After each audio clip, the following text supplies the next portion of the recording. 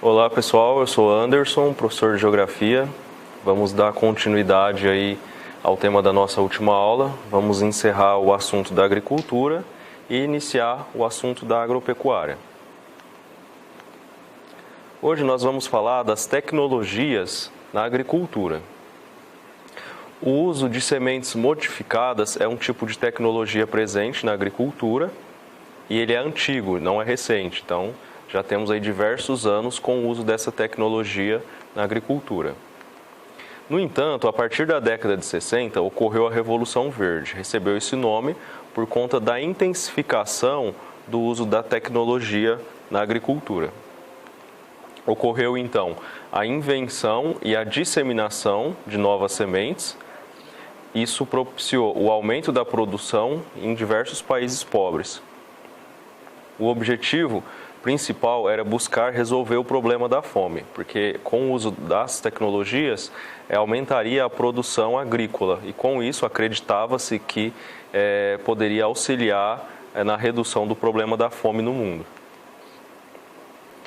Então surgiram também as sementes geneticamente modificadas, que são sementes que têm uma mudança artificial em seu DNA, ou seja, é uma intervenção humana realizada em laboratórios. Lembrando que vocês podem acompanhar pela apostila, pelo caderno de vocês, a numeração da página aqui em cima do conteúdo. Nós temos aí, então, os organismos geneticamente modificados, temos a sigla OGM.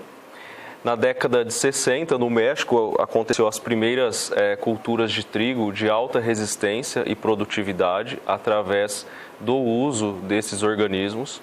Essas plantações elas se tornavam mais resistentes a doenças provocadas aí por fungos, por exemplo. Nós temos aqui o agrônomo Norman, ele que foi aí o pioneiro aí. Ele recebeu o Prêmio Nobel em 1970 em razão de, entre os anos de 1965 e 1970, a Índia e o Paquistão, com a tecnologia desenvolvida pelo Norman, eles conseguiram dobrar a produção agrícola. Então, essas áreas produtoras que utilizam os organismos geneticamente modificados, elas recebem financiamento internacional de sementes, fertilizantes e máquinas. Tudo isso aumenta aí a produtividade, né, da agricultura. Os organismos geneticamente modificados, eles recebem críticas de diversos setores. O principal é o controle do mercado agrícola mundial. Os pequenos produtores, eles também acabam entrando num processo de endividamento, né, porque acabam, às vezes, realizando financiamento para adquirir essas tecnologias e, com o passar dos anos, entram até mesmo em processos de falência, né. É importante ressaltar a questão do MST, né, que é o Movimento Sem Terra. Ele surge em razão principalmente do que preconiza a nossa Constituição Federal, no artigo 184, né? No artigo 184 fala-se sobre a função social da propriedade privada. Então, as áreas rurais que são improdutivas, que não se tem plantação, essas áreas elas são passíveis de desapropriação. Então, o Movimento Sem Terra, né, numa tentativa aí de democratizar o acesso à terra, né, que é um problema histórico em nosso país desde o período colonial, eles buscam essas áreas improdutivas como forma de obter acesso ao direito também à terra, né, e promover aí suas atividades de agricultura, até mesmo para o comércio ou para a subsistência.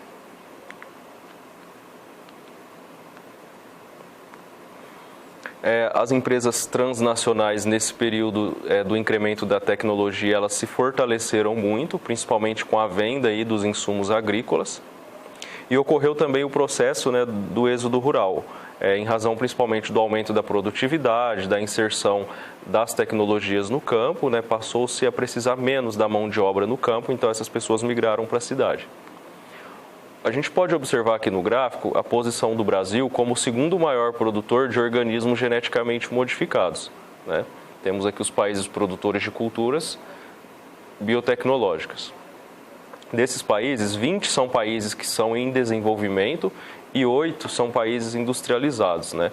Nós temos aqui o Brasil com 44,2, atrás apenas dos Estados Unidos. Na página 231, nós vamos falar de um tipo específico de organismo geneticamente modificado, que são os transgênicos. Os transgênicos, eles recebem genes, né, de outros organismos para melhorar a sua produtividade. Então, é um material genético de outra planta, né, ou de outra espécie que é implantado nessa espécie.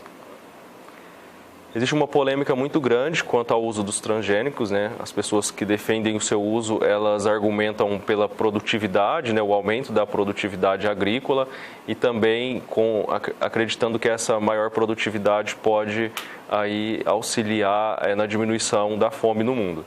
No entanto, né, pesquisadores de outras áreas, com seus outros argumentos, argumentam justificando o dano à saúde que esses organismos podem trazer e também o impacto, né, ao meio ambiente. Aqui nós temos as transnacionais, que são as maiores aí desse setor, como a Monsanto, a Syngenta, a DuPont e a Bayer. Elas investem bilhões de dólares nessa área.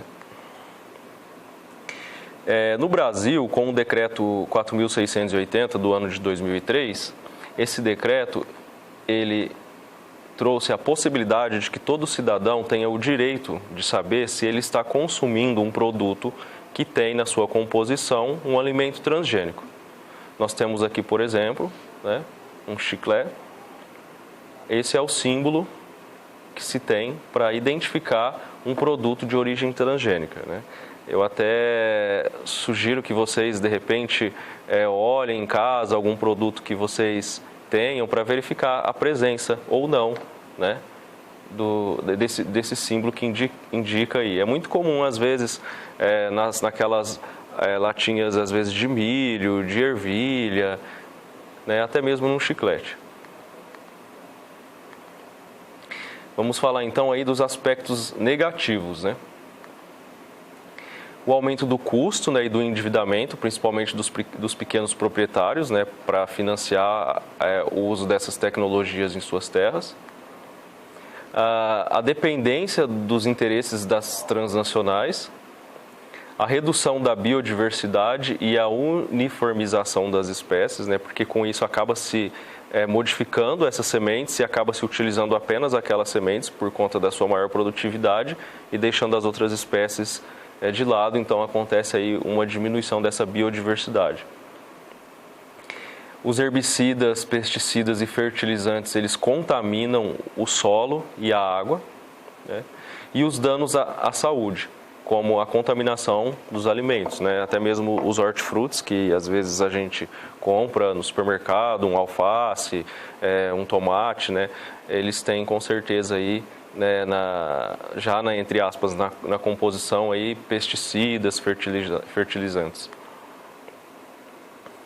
Apesar disso, de todos os danos que esses organismos podem trazer ao ser humano e ao meio ambiente, nós temos aí um acelerado crescimento dessa produção transgênica no mundo. Então, ela avança a cada dia mais, apesar de todos os danos que ela pode trazer.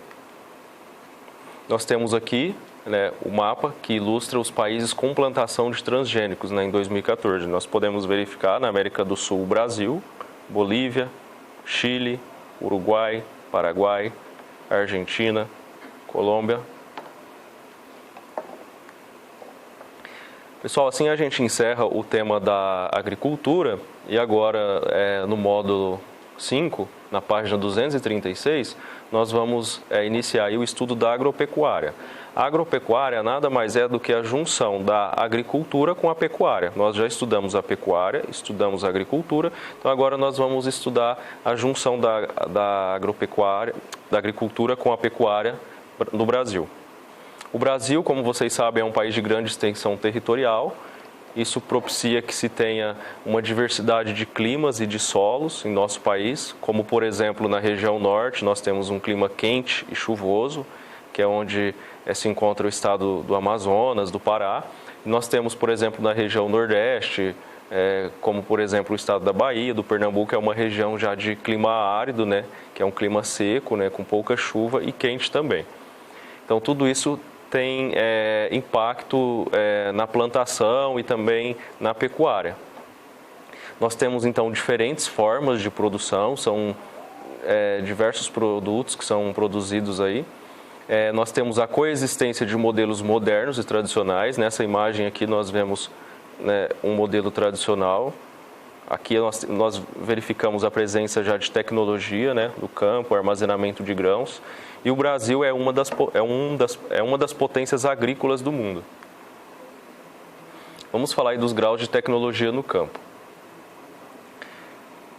O Brasil, como a gente acabou de dizer, tem uma presença bem diversificada aí do uso da tecnologia.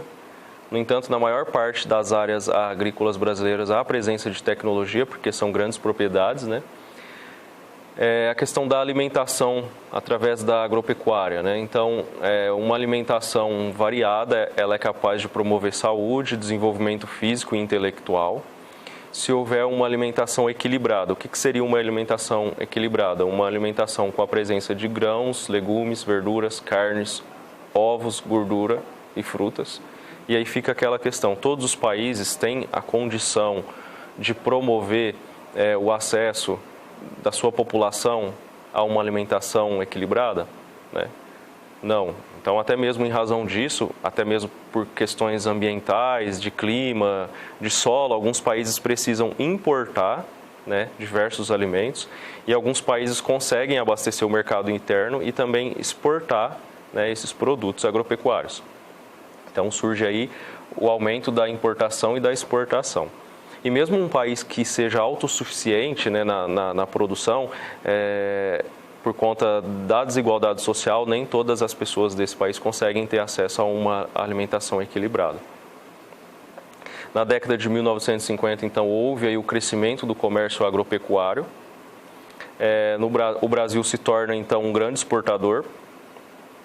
E a tecnologia moderna propiciou aí uma melhor qualidade e mais quantidade de produtos agropecuários em nosso país. O Brasil convive, então, com alto nível tecnológico, em algumas áreas também com ausência de tecnologia.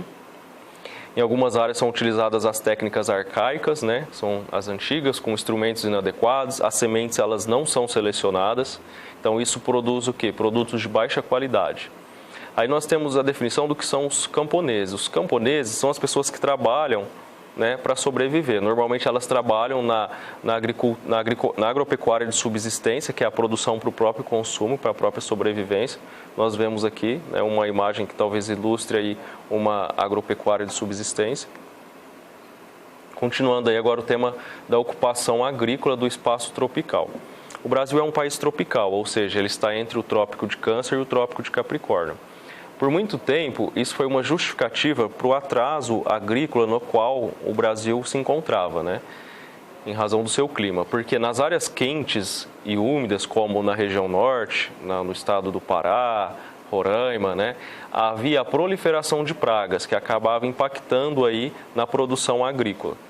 E nas regiões áridas, como no Nordeste brasileiro, a questão da seca, né, a falta de água prejudicava a produção nessas áreas. No entanto, as técnicas agrícolas que eram utilizadas nesse período em que o Brasil tinha um atraso agrícola, essas técnicas agrícolas elas eram de zona temperada, de clima temperado. Então, de zonas como, por exemplo, zonas europeias, né? Então, hoje, a gente tem o uso da tecnologia no Brasil que promove aí o controle das pragas e da irrigação. Ou seja, hoje já se utiliza técnicas de clima tropical, né? Técnicas inclusive desenvolvidas no próprio país. Nós temos aí um exemplo, né, do uso da tecnologia, a transposição do Rio São Francisco, né, que propiciou aí, a amenização do problema da seca aí no Nordeste brasileiro. Pessoal, nós vamos falar agora do Brasil enquanto potência agrícola, né? Nós temos aqui o exemplo da exportação de soja em 2017, o Brasil o maior exportador do mundo de soja. Tudo isso é possível graças às políticas estatais que nós temos em nosso país, o governo acaba incentivando a produção. A tecnologia própria, né, como eu acabei de dizer, desenvolve-se muitas pesquisas e técnicas que são empregadas aqui mesmo, né? A grande extensão territorial no Brasil favorece isso também, faz com que por conta do volume de terras que se tem, as terras sejam um pouco mais baratas. E as condições naturais também são favoráveis, né? Como, por exemplo, temos um solo fértil na maior parte do país, a hidrografia, né, que é a grande presença de rios, e a ausência de extremos climáticos, né? Como, por exemplo, furacão, vulcões, né? Atividade de neve. Então, tudo isso facilita a produção agrícola brasileira. Pessoal, nossa aula termina por aqui hoje. Espero que vocês tenham entendido o conteúdo. Qualquer dúvida vocês podem tirar com o professor tutor no grupo de WhatsApp. Até a próxima aula.